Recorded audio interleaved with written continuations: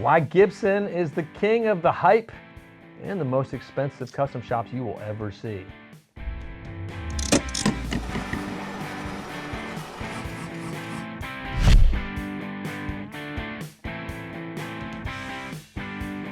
Hey, it's me, Baxter. And me, Jonathan. We're here to talk about really expensive guitars that you and I and most of you will not have the privilege of ever seeing or touching. Why not? I'm not going to touch one. I've touched one. Just not own one, you know? I mean, yeah, we maybe see them on the internet. Maybe even worse. So Gibson has cracked the formula on how to sell and create and craft this business around like some of the most expensive custom pieces we've ever seen. And they sell them out quickly, they sell them out regularly, and there's no end in sight into what we see them kind of cranking out. True. So we want to just jump right into it. Like, what are the reasons that we think Gibson reigns supreme? Because, like, you know, their competitors are obviously, I guess, Fender, PRS, but really just Fender. I mean, yeah. And Fender does really expensive pieces too. But Gibson has, like, you know, a $50,000 new guitar. I mean, it's kind of weird. Like, it's like PRS kind of does it, not 50,000, but, you know, like 15, 20K for like maybe certain private stocks, but they're not a run, I don't think, right? It's usually it's like a one unique guitar. And you're building it. And Gibson's figured out a way, like, hey, we're going to make these 50 or however many $50,000 things, and they're all pre-sold, and they sell out immediately, and people will buy them for more than that a month later. That's pretty impressive. Maybe you'd say insane. So let's break down like reasons why, like we think it's so. Number one, Gibson really limits the number. They do. They do. It's not like an open-ended, like, you know, limited edition. Like I hear that sometimes from manufacturers. Like, we're gonna do a limited edition of 2,000. I'm like, what? 2,000? If I see anybody ever at a gig with that same guitar, it's not limited edition. Right. You know, it's just, or like ever with it, it's not. You know, you should be like. Yeah, I mean, you know, when you're gigging your $50,000 guitar, super embarrassing if somebody else has one. That would be so funny.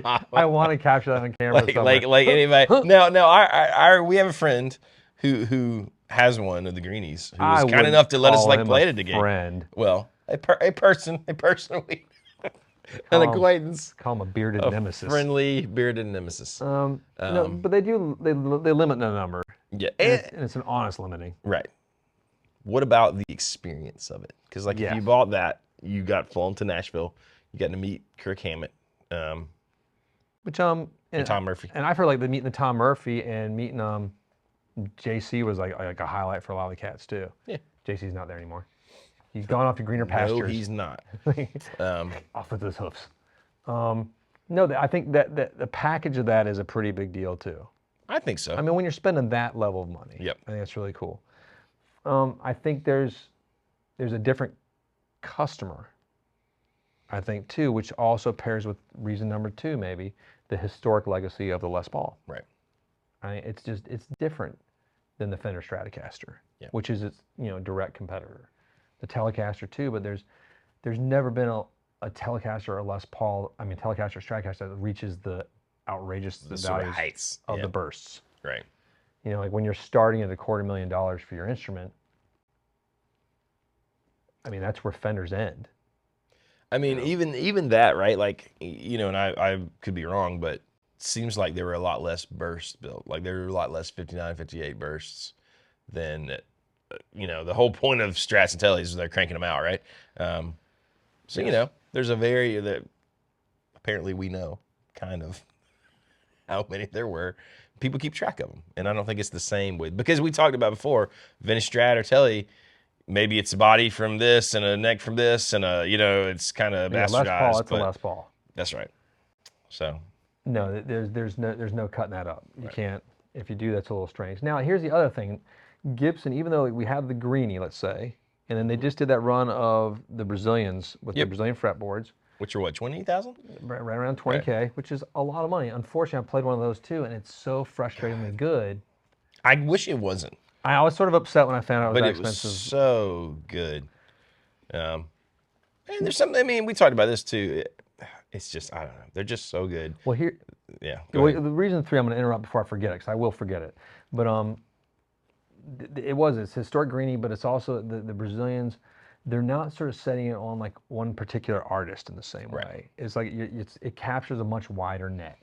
So like a Fender's sort of model is like from the Mike McCready to the Joe Strummer to the Jerry Garcia, to the Terry Kath. They're picking lots of artists now. Some of these artists they fly off the like phone calls out the wazoo to get them. Some of them crickets. Well, we were joking before we started filming, like why Gibson does better, and I was like, oh, they don't cover their guitars and stickers, and I was just joking. I mean, but seriously, if you look at the Greenie, even though it's modeled after, the original Peter Green to Gary Moore to Kirk Hammett guitar, you look at it and you're just like, man, that's an amazing Les Paul. Wow, that's really amazing. You look at the Terry Kath, which is super cool. I played it. We've got one. I did the demo on it. It's a great guitar, but you got to be a pretty big fan of Chicago and Terry Kath to want that. It's the same with the Alligator Strat. That's a great guitar, killer guitar. But if you're not a Jerry Garcia guy, and for $20,000, you're not getting it. Yeah. The Mike McCready, that's different because that one just looks like a beat up '60s Strat. And so even if you're not like a Pearl Jam fanatic, that thing was hot as. I could see myself, right? Just like you could, I mean, if you had 50K laying around and you wanted a Greenie. I mean, like someone could give me one of those guitars and I could play it for the rest of my life and that'd be my guitar and I would never worry about it again. Do you know what I mean? Die a happy man. I don't know if I'd feel that way about a Terry Kath in a weird way. I mean, I would, if someone said, hey, here's this Terry Kath, I would absolutely play it. And it's actually weirdly versatile with the way it's set up.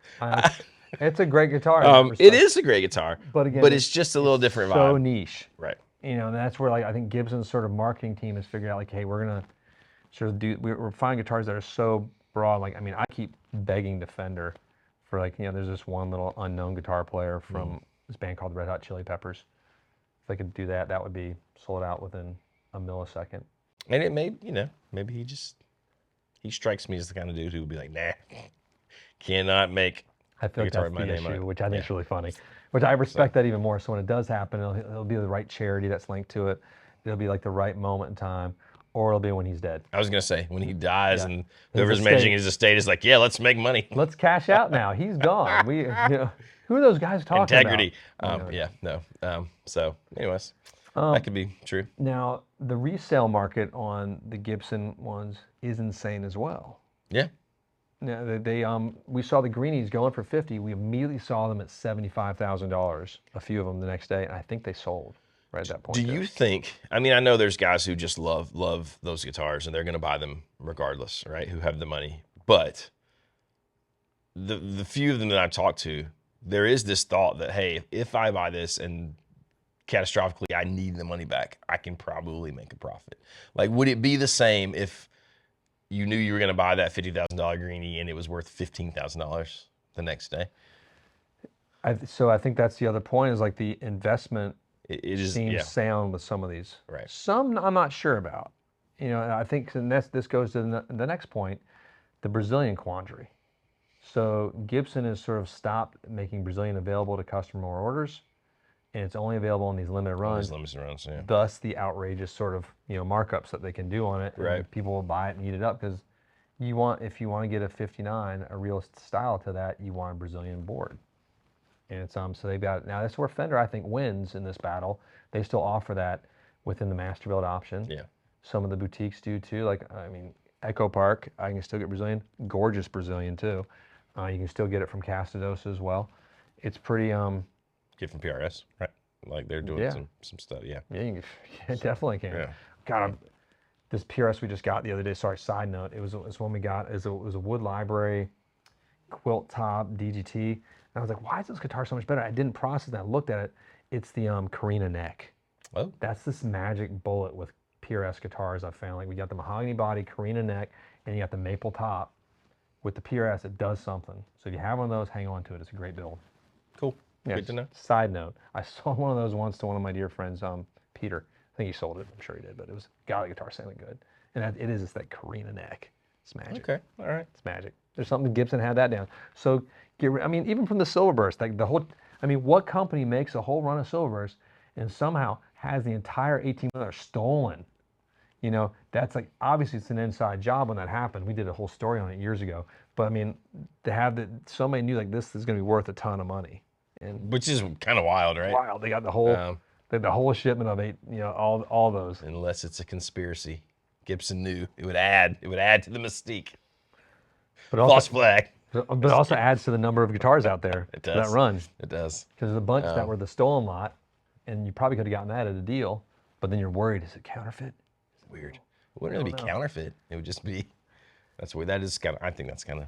But yeah, but so, but right now, I think Gibson is the hands down champ of these guitars, and because I don't think anyone's pushed the price that high yet. And be successful, yeah. But gotta please stop. It's a whole other video coming soon on that. So, yeah, but I think that about wraps it up. That's it. What do you think? That's the end. I feel pretty confident on that. I think we got it. I think we got it. You know, Dune's still around the corner, so we got ready for that. March the 1st. March 1st, we should get the popcorn. That is also buckets. my anniversary. Oh yeah, you got to go to your anniversary. I mean, you can't go to Dune on your anniversary. She'd get mad. Or could you? No, she really you're right. loved you. You're right. You're right. I should go do anniversary things. Then we'll go to Dune later. Then we'll go to Dune. We'll go to Dune the following Tuesday. Yeah. Deal. Shake on it. Shake on it. That's